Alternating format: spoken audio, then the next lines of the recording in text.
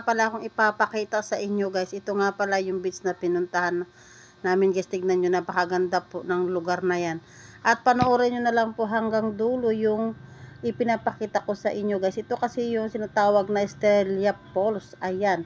Yan kasi guys, nabaliktad yung aking mga edit. Mas nauna pa yan guys. Ayan, tignan nyo na lang yung lawak guys. Pero dyan sa area na yan guys, sa pinapakita ko na yan. Ayan. May nakalagay naman po dyan na wag po kayong pumunta dahil bawal naman po. Medyo naglalagay po sila ng mga palatandaan na hindi po pwedeng pasukan o liguan ng mga bata o tayong mga matatanda. Ayan, hanggang doon lang daw tayo banda. Kaya guys, panoorin nyo na lang po yung kagandahan ng lugar na yan guys. Ayan, nasa ilog po tayo ngayon.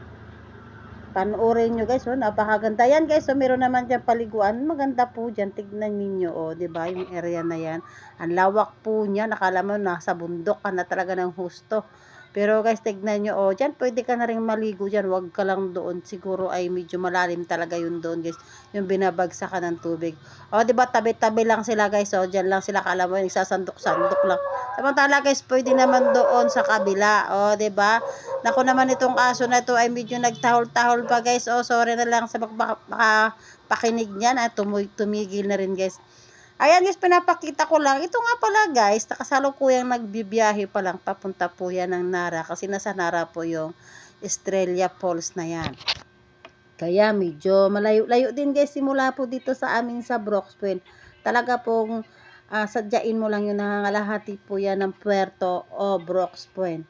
Ayan, motor lang guys yan. Ang pwedeng sakyan o mag-arkila din kayo ng shuttle. Pwede naman guys. Dahil go lang kung ano yung sakyan nyo papunta po doon. Ayan guys, panoorin nyo na lang. Medyo mahaba-haba po ito yung aking pag-chichika-chika dito sa inyo. Ayan, medyo hadantahanin ko na lang yung aking boses. At ayan na guys, tignan nyo na lang at panoorin. O, doble na yata yung aking sinabi.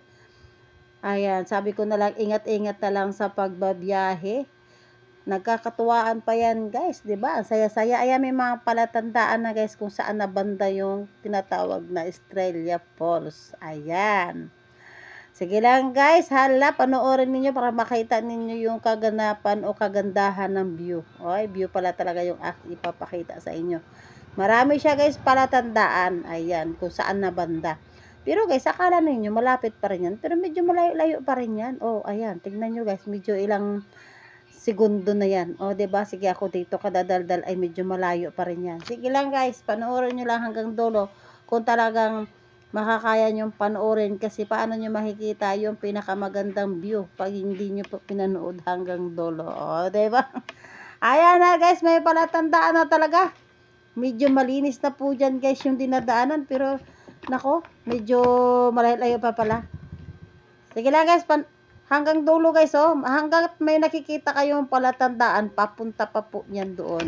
Kasi nga by side ng mga tabi-tabi na yan, ay nilalagyan nila para hindi siguro mawala kung saan banda yung nakalapag yung Estrella Falls. Kaya medyo mahaba-haba rin guys, kung dito ka highway ka dadaan, ay papunta po yan doon sa Puerto. Nasa kabilang po yan ng kalsada yung iyong dadaanan. Ayan, medyo lagi nagpapakita na guys, oh, hindi ko na namin binidyo, pinutol na namin guys. Ito na nga guys. Nakarating na nga, tignan nyo yung kanyang pangalan, Estrella Falls, o diba? Hanggang dyan makarating ka sa gate guys, kailangan mo nang maglakad-lakad pa loob. Ayan, medyo lakad-lakad mo na yung mga others. Ito namang ibang mga others guys, ayan, nagsingit mo na at pumunta dito. Ayan, aywan ko ba kung anong pinagtitignan nila dyan, pero pwede naman dyan, malawak yan guys. Kailangan mong ikutin. Pero kailangan mag-ikot ka dyan, may kasama ka rin guys, baka mawala ka. O, nanakot pa. Pero guys, hindi nga sa totoo lang, kasi nga guys, marami talaga dyan pag ikot-ikutin mo, hindi mo alam kung saan banda lulusot. Kaya ayan, medyo meron din kasama at magbasa-basa rin, mamaya iba na pala yung nasuhutan. Ayan, kasi nga kung lalo na kung mga first time mo, hindi mo pa alam yan guys, lalo naman ako, diba? O kailangan kong magbuntot-buntot mo na dito sa mga naglalakad na ito, dahil sila naman yung master dyan. Ayan, medyo lakad talaga guys, ang gagawin mo paloob. Kasi yung mga sasakyan, doon lang naman yung sa may gate. Ayan, hindi nyo pa nakikita yung kagandahan ng loob-loob. Kasi kailangan mo pa maglakad papunta. Kung may mabigat kang dala talaga guys, ewan ko kung anong gawin. Baka naman pwede namang, kaya yung iba dyan guys, dyan na lang talaga order ng mga pagkain kasi meron naman dyan guys, o kaya may magagaan kang dala, ayan, tulad ng mga pizza na yan, pwede naman, pero kung siguro kung magdala ng pagkain, ay pwede rin naman daw. Ayan, depende na lang po sa kakayahan ninyong magdala, bawat isa. Yun, meron pa dong hagdanan sa taas. Ang dami pong cottage dyan, napakaganda po, maski akala mo yung nasa bundok ka. Diba? Mayaman ata ang may-ari nito guys, kasi napakaganda po ng kanyang pagkagawa, ang lawak, ayan, bundok na nga talaga guys. Pero yung pagka-style niya, tignan nyo guys. Hindi kasi siya patag. Parang kan ba siya guys? Pa-slide. Tignan mo. Hindi, parang usok pa. Ganyan po yung mga nakikita. Kasi nasa taas dumaan. Kaya yung mga atip lang guys yung makikita ninyo.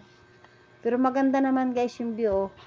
Ayan. Hindi ko ba alam kung nawawalan ito ng tao o talaga laging may tao to dito. Dayuhin siguro ito. Pero guys, pag hindi ka sanay dito, medyo matakot ka rin. Pero sabi raw, hindi ito nawawalan ng tao dito dahil marami po talagang nagpupunta dito sa Australia Falls. Kasi nga guys, napakalawak nga, napakaganda po ng area. Ayan, kung ikaw po ay may malaking bulsa, sige, go, para marating naman ang falls na yun na sinasabi. Ayan nga guys, medyo nakita-kita na din. Tingnan nyo guys yung dala-dala, diba? Nakabilao lang, ayan po. Kung ano-ano guys yung mga bit-bit. Kailangan talaga may bit-bit ka dyan. Kasi kawawa naman yung tagapagdala dyan. Pabuti po kayo makanya-kanya dala. Diba? Ayan. Medyo pili kayo ng mga cottage guys. Kung ilan ang kakayahan ninyo na magkuha ng cottage dyan. Kung mura ba o wag na kayo mag-cottage. Pero kailangan mo talaga mag-cottage kasi siyempre, pag maulanan, kailangan may pang ready. Ayan guys, tignan nyo guys, malapit na, diba? Yun na guys, nag-iisip na kung saan banda raw. Pero doon guys, meron doong nakatambay guys naman magtingin at magte-telescope kung nasaan na, kung may mga taong naliligo doon sa ilog. May gwardiya naman guys, kaya lang parang wala dyan, hindi namin nakita. Ayan, nikot-ikot muna at nagtambay at nag-isip-isip kung saan banda at kasi parang nawawala na kung saan daw banda. Ayan, sana ibigan nyo yung pagpakita ko ng video guys. Ayan lang kaganapan at hindi mo na ako nakapag-ikot. Medyo mahaba-haba na. Ayan tignan nyo, inikot ko lang yung